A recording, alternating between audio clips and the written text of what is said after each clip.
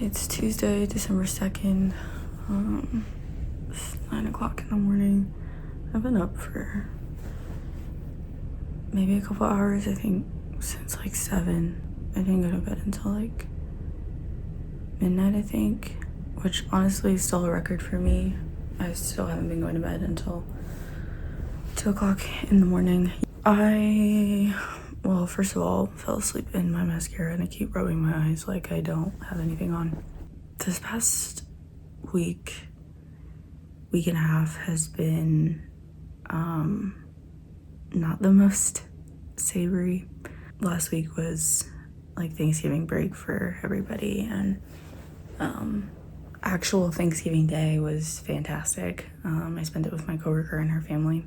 You know, we laughed a lot, but it wasn't like super rambunctious. It was, yeah, just very calm and cozy, and it was awesome. I didn't feel out of place at all.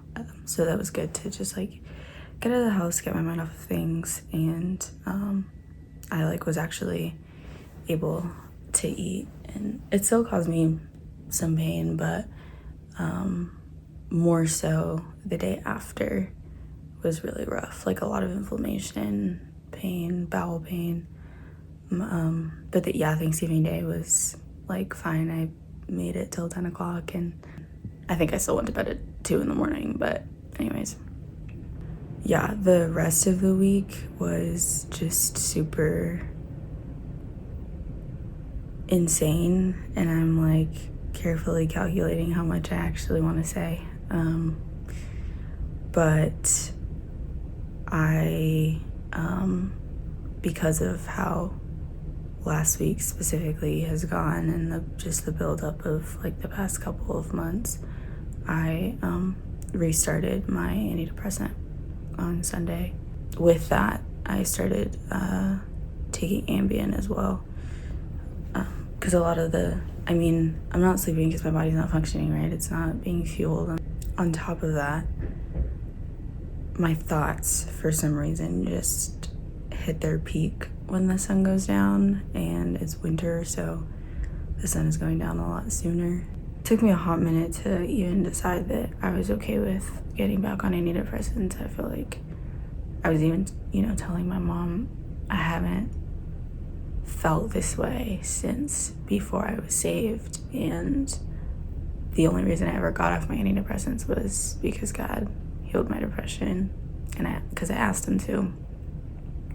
So I feel like it's been a difficult thing to reconcile, like what mental health means when you're a Christian and the truth. Like, what does God say, not what are the stigmas that other people throw out there. I kind of vowed never to go back to therapy, and I never even considered the possibility of being on my antidepressants again. So it was a lot to wrestle with, but I ultimately decided to do it and had a conversation with God and got the okay from him. So started back on Trintellix. I'm doing a week of 5 milligrams and then moving up to 10s and hoping to just stay at 10 for a while, because when I stopped back in like 2023, I was on 20 milligrams, which is the highest dose. Yeah, I just am really struggling with loss and feeling like I think life for me right now is all too eventful and simultaneously too boring. Where it's eventful in the sense that I feel like I never get a break from the health stuff. It's always something new. And too boring in the sense that I don't so much get to do the things that I want to do. I would love to be back in classes right now. I would love to work full time. Even just go outside, just be able to go outside, enjoy being outside. I'm like so allergic to the outdoors. I would love to go hiking again.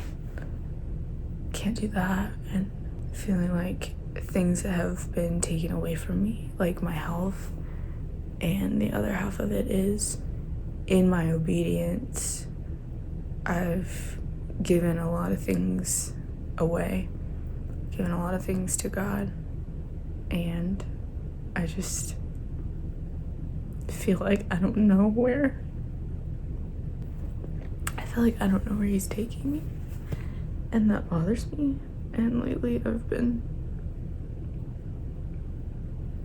thinking a lot about that. Like, of course it was hard to do my withdrawal, but I just kept holding on to the hope that I would be back in January, and the way things are looking, I probably won't be, because of surgeries and things, and I like don't even want to think about it, because I know that the whole point of all of this was to get me to slow down, but I can't help but like want to be prepared. That's in my nature, you know. I'm also struggling with wondering, you know, if like, is the plan even to finish at all? Like, am I gonna finish my bachelor's, or like, was this it? I really want to do the corporate thing. And I always feel like it sounds so silly saying that out loud. Like, I want to do corporate. Like, everybody always says they hate their corporate job, but like, I've wanted to do that for years. I've known for years what I want to do, and you know, like, how many kids set foot in college for the first time, and you know, they do exploratory studies or they just do general business, and they leave and they're like still like, I don't know what I want to do, but I've known exactly what I want to do, and to just have it held over my head that I might not be able to do that sucks. And then I'm like also reconciling with the fact that I do really want to be a mom, and that's hard for so many reasons, health related. But like, what if I can't start my career because God just wants me to skip that and go straight to being a mother? And then I wrestle with the fact that if I'm not okay with that, like, do I want it bad enough? Or, you know, like, I say I really want to be a mom, but there's a caveat to it for me, right? I really want to be a mom after I get a couple years in the career that I really want. And I'm not saying that there's anything wrong with wanting what you want or wanting to do something, right? Like, for yourself or your own interests, but I don't know. As much as I want to be a mom and a wife, I'm terrified of that being it, like me going straight from this to that. And I think the deeper thing with that is I want to experience what it's like to truly like make your own income, like a big girl income, and you know, just having a college degree, like, that means a lot to me. I don't want to be a wife and a mother and only have my high school diploma. I don't care for that being my story or my experience. Because when I get married, I would love for my husband to be the sole breadwinner. But I feel like I'm only okay with that if I can experience what it's like first to support myself. I don't want to struggle until I get married and then he's bankrolling everything for me. Like, that's just what it would feel like. Yeah, it's just been a very depressing couple months. And this week was, I think, just at my max, and when I really started to get concerned for myself. Oh, had a breakdown after church on Sunday. And I don't mean like a small anything, full on wailing, sobbing breakdown. I had, mind you, I have kind of been avoiding church, not because it's not good, not because, you know, the people are not good or anything like that. I've really just, been very exhausted. So 1 week I skipped because I was physically so sick. The next week I skipped because I was so depressed, and I just knew that I couldn't go to church fake smiling and greeting everybody and lying to them when they asked me, you know, how I'm doing. After the crazy week I had, I knew that I wanted to make an effort to go to church. So I did. But when I got up that morning, hadn't slept very well, super weak, tremors, not doing too well, super potsy, had to shower that morning and almost passed out after that. And just every step of the way, I just kept being like, you know, I ride to church with my friend and her family, and it just kept saying, text her back until you're not going, text her back until you're not going.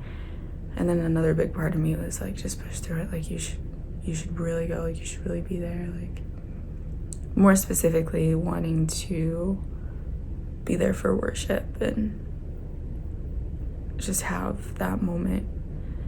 Because it had also been like really hard to listen to worship music, to read my Bible, to even talk to God. Like I just felt so weak and tired and apathetic. So I got dressed and we went, cried during worship, of course. But even after worship, I just couldn't stop. Like, I wasn't sobbing.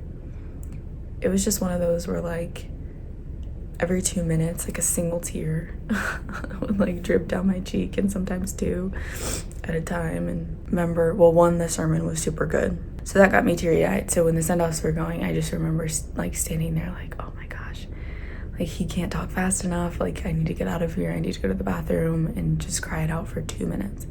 We're walking out and I turned to my friend that I, you know, came with and was like, I'm just gonna go to the bathroom up the hall. Went to the bathroom, was by myself, went into the handicap stall and just stood there and completely sobbed. I mean, like out loud. And I feel like I've said this before on a video or a podcast or something, but I don't cry out loud, rarely ever. So when I do, it's real, it's serious, and it's probably not gonna stop. I think like 2 minutes had passed and a mom came in with her kids and we're like in the stall next to me. And so I had to do that like weird muted cry where like you hold your hand over your mouth. Did that for a while. Another mom and her kids came in, had a key, and I just felt like I just couldn't stop, and it just kept like soaking tissues, and there's like tears all over the floor. And I think after 5 or 10 minutes had passed, I texted my friend and was like, I think I'm just gonna call a ride. Like, you guys, you know, don't have to wait for me. And she was like, we're in no rush, we can wait. She said, are you okay? And I just said no. And she said, well, is there anything I can do? I said no. And another like 5 or 10 minutes had passed, and I'm still crying and I can't stop, and I keep trying to get myself to get up and clean up and just get out of the bathroom, and I couldn't. And more so for the fact that like I just couldn't look at anybody, and I didn't want anybody to look at me, and I just wanted to be so invisible and knew that I couldn't if I walked out of there. And so I texted her again and I was like, I'm sorry, I just can't. I said, seriously, like, you guys, can go home. I just can't stop crying and I feel stuck right here.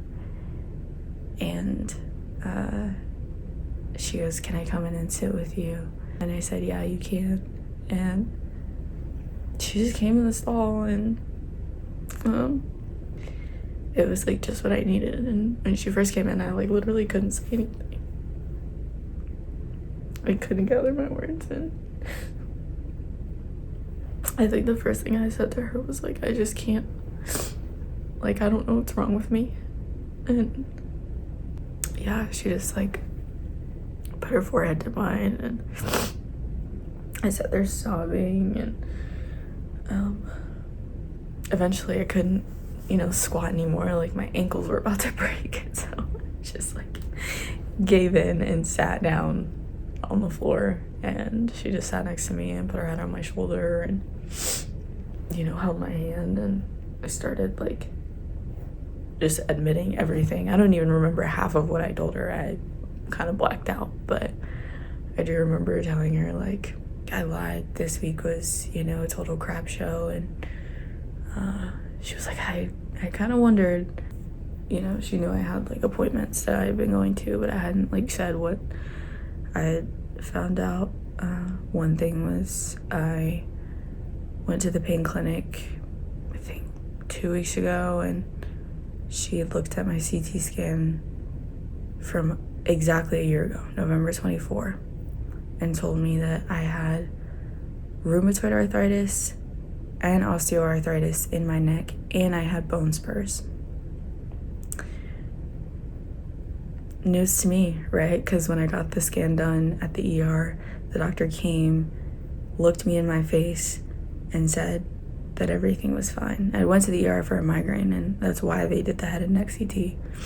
So when she told me that and told me that I had, you know, so much inflammation and had bone spurs in C5 through C7, and that could explain a lot of the nerve pain, specifically like in my arms, like running, you know, through my forearms and my hands and stuff. Just so frustrating and aggravating, and yeah, you can't fix that. Like, it only goes downhill from there. Like, these are the type of things that happen to someone, you know, 60s, 70s, even 80s, not a 20-year-old. So found that out. Also 2 weeks ago, I started choking on pills and food. So the nerve damage, muscle weakness, the paralysis essentially that's affecting my stomach is also affecting my lower esophagus. So things will get stuck here for, quite frankly, a really long time, and it's super uncomfortable. And I had felt it a little bit before, but didn't think anything of it. It wasn't too uncomfortable. I'm also not a stranger, obviously, to pain and discomfort, and so there are a lot of things that happen that I just ignore. But yeah, one night I actually thought I could like black out and die, so that was scary, and it's kept happening since. So I told her that. Yeah, I don't know a lot else of what I said, but just expressing my frustrations of, yeah, I don't want to isolate, but I don't want to be in social settings. I'm tired of being the sick friend. I'm tired of carrying my cane around, stuff like that. That felt like a very traumatic event for me. But I think also I really needed it, because I woke up yesterday feeling a lot lighter, and I started therapy yesterday, and I even told her that. I was like, today I actually feel great. I was like, but you didn't see me yesterday. So